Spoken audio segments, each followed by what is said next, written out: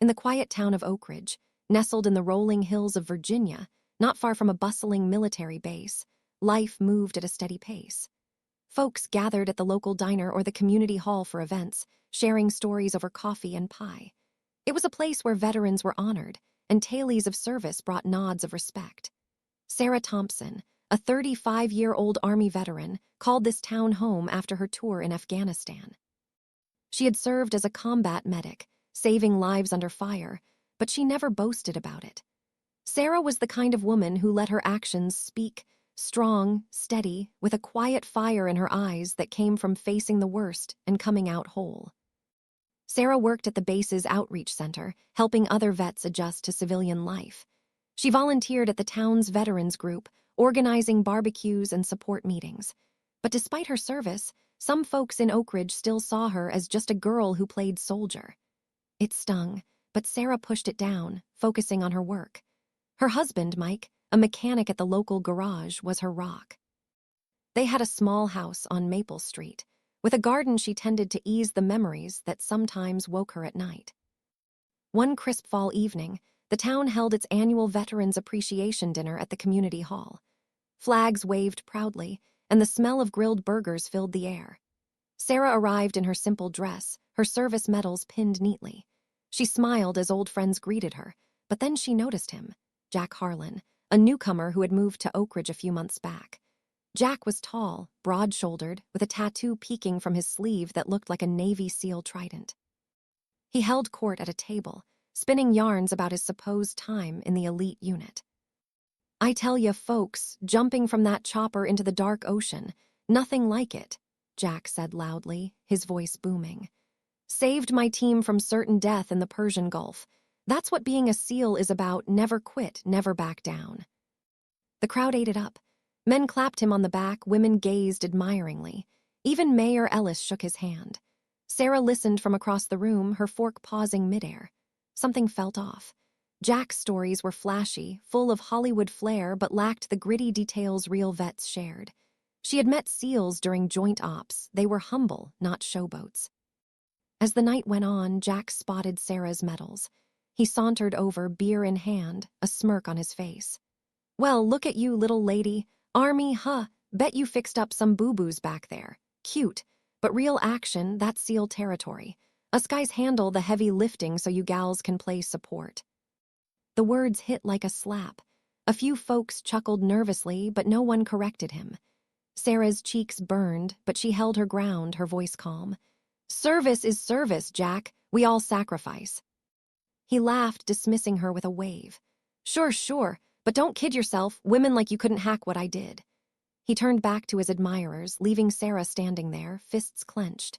Inside, anger boiled, mixed with the pain of her own unseen scars, the friends lost, the nights of terror. Why did this fraud get the glory while she, who had bled for her country, got mocked? That night, driving home with Mike, Sarah stared out the window. "He's lying, Mike. I can feel it. No real SEAL talks like that." Mike squeezed her hand. "Then prove it, Sarah. You've got the strength for it." As she lay in bed, memories flooded back, carrying a wounded comrade through enemy fire, the weight of responsibility on her shoulders. She had earned her place, but Jack's words reopened old wounds of doubt from her early days in the Army, when male soldiers had questioned her toughness. No more. Tomorrow, she'd start digging. Little did she know, this path would test her like never before, pulling her into a web of lies that threatened everything she held dear. Part 2. Whispers of the Past. The next morning, Sarah woke with a resolve as firm as the ground she had marched on overseas. Oak Ridge stirred to life with the hum of pickup trucks and the chatter at the diner. She kissed Mike goodbye and headed to the base library, where she had access to old military records through her volunteer work. But first, she stopped at the coffee shop, where gossip flowed freely. "Did you hear about Jack?" the barista said, handing Sarah her black coffee. "He's starting a self-defense class at the community center. Says his SEAL training will toughen up the kids." Sarah nodded politely, but her mind raced.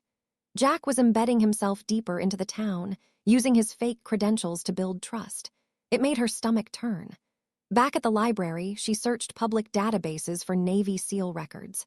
Real SEALs were verifiable through official channels, but fakes often slipped through if no one checked. Nothing came up under Jack Harlan. Odd. She remembered a website run by veteran groups that exposed stolen Valor cases, people pretending to be heroes. Posting anonymously, she shared what she knew, his stories, the tattoo, his boasts. Responses trickled in. One vet wrote, "Sounds fishy. Check his discharge papers if you can." That afternoon at the veterans' meeting, Jack showed up uninvited. He strutted in, shaking hands like a politician. When Sarah stood to speak about a new support program for female vets, he interrupted. "Ladies' issues? Come on, Sarah. Real warriors don't need special treatment. In my unit, we treated everyone the same, tough love." Snickers rippled through the room. An older vet, Mr. Jenkins, who had served in Vietnam, frowned but said nothing. Sarah's heart pounded, but she finished her talk, her voice steady. Inside, the mockery cut deep, reminding her of boot camp taunts. "You gonna cry, girl?" She hadn't then, and she wouldn't now. Her strength came from endurance, from holding a dying soldier's hand and whispering comfort amid chaos. After the meeting, Sarah followed Jack discreetly to his truck. She noted his license plate and later ran a basic background check through a friend at the base. Jack had a record, minor stuff, like unpaid tickets, but no military history listed. Suspicious. Days turned to weeks. Sarah balanced her investigation with life, helping a young vet with PTSD, tending her garden, sharing quiet evenings with Mike. But the emotional toll grew. Nightmares returned, explosions, blood, the weight of loss. Why did proving one liar matter so much? Because it dishonored the real sacrifices, hers included. One evening, at a town barbecue, Jack cornered her again. "Heard you're asking questions about me, Sarah. Jealous? Women like you always are when a real man shows up." She met his gaze. "Truth matters, Jack, that's all." He leaned in, his breath sour. "Stay out of it or you'll regret it." The threat hung in the air, but Sarah didn't flinch. She had faced worse enemies. As she walked away, a fire ignited.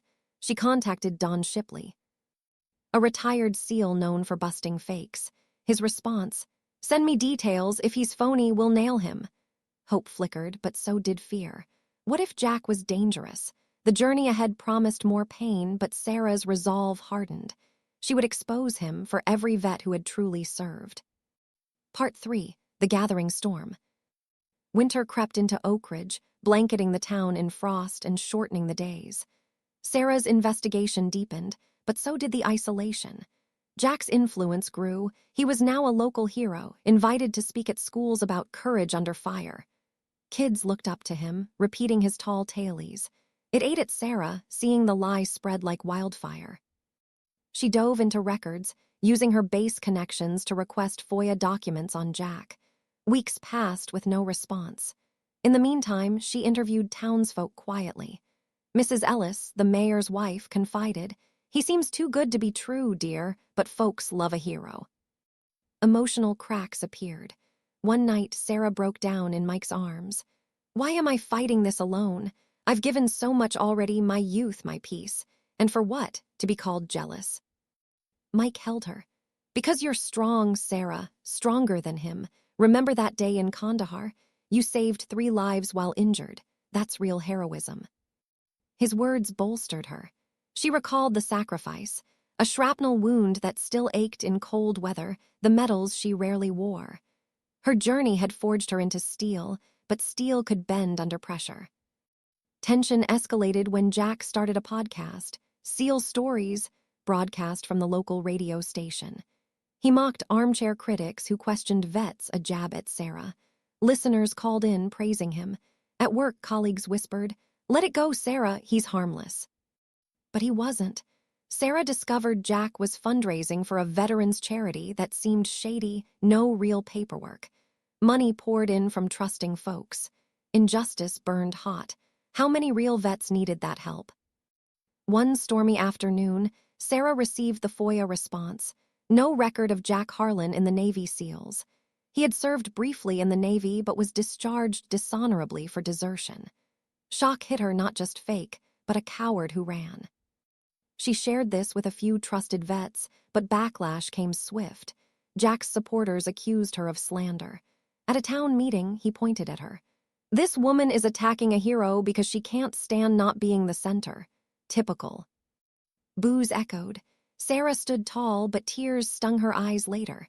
The mockery peaked. Anonymous notes in her mailbox. Mind your business, girl. Her strength wavered, but memories of fallen friends pushed her on. She wouldn't quit. Contacting Shipley again, she sent the documents. His team verified. Jack was a fraud, and worse, he had a history of scams in other towns. The net tightened, but danger loomed. One night, her car tires were slashed. Was it Jack? Fear gripped her, but so did determination. The storm was building, and Sarah was ready to face it head-on. Part 4. The Breaking Point. Spring brought blooms to Oak Ridge, but for Sarah, it was a season of confrontation. Armed with evidence, she planned her move carefully. Jack's charity event loomed, a big gala at the community hall where he'd collect donations and bask in applause. Sarah's emotional journey hit lows. Doubt crept in, was exposing him worth the hate. Friends distanced themselves, fearing backlash. Mike worried, "Be careful, love, he's cornered now." But her sacrifices fueled her. She thought of the young soldiers she mentored, teaching them resilience. Her own path, from underestimated recruit to decorated vet, showed what strength meant. No fraud would steal that legacy. She reached out to local news, sharing documents anonymously. A reporter, intrigued, started digging. Meanwhile, Shipley's team prepared a video expose, nomming Jack as a stolen Valor thief. The gala night arrived. Jack, in a crisp suit, spoke eloquently. "As a SEAL, I know sacrifice. Donate tonight for our heroes." Sarah attended, heart racing. During Q&A, she stood. "Jack, can you share your Bud S-Class number? Real SEALs remember." The room hushed. He stammered, "That's classified." Lies, murmurs grew. Sarah pressed, "Or your discharge papers. Folks deserve truth before giving money." He exploded, "You're out of line, jealous witch." Security escorted her out, but seeds of doubt were planted. Outside, the reporter approached. "I have your story, let's run it." Back home, Sarah paced, emotions swirling, anger, fear, triumph. Mike comforted her. "You've done it, now let justice roll." But Jack wasn't done. He showed up at her door the next day, furious. "You'll pay for this, I have friends." She faced him bravely. Truth wins, Jack, always. As he stormed off, Sarah felt the weight lift slightly. Her journey to this point had been grueling, testing her limits. But her strength, born of real battles, held firm. The climax approached, and redemption waited. Part 5. The Light of Truth. Summer sun warmed Oak Ridge as the truth unraveled. The local paper ran the story. Local hero exposed as fraud. Details poured out. Jack's dishonorable discharge, his scams in 3 states. Shipley's video went viral, showing real SEALs condemning him. The town reeled. Mayor Ellis issued an apology. Jack's podcast shut down, his charity funds frozen for investigation. He fled town overnight, but authorities caught him at the state line, wanted for fraud. Sarah watched from her porch as neighbors approached, hats in hand. Mr. Jenkins hugged her. "You were right, Sarah. We're sorry we doubted." At the next veterans meeting, they honored her, not just for service, but for courage. "Sarah Thompson, true hero," the plaque read. Tears flowed as she accepted, her voice strong.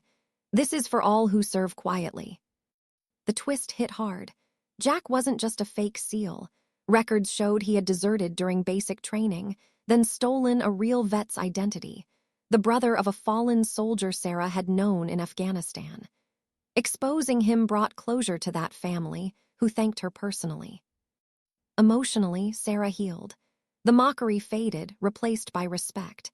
She and Mike planted a new tree in their yard, symbol of growth. Her journey from underestimated soldier to town savior showed that strength wasn't in boasts, but in quiet truth-seeking. As Oak Ridge moved forward, Sarah stood taller, her sacrifices validated. Justice prevailed, and in the end, the real hero earned her due, a powerful redemption that echoed far beyond the small town.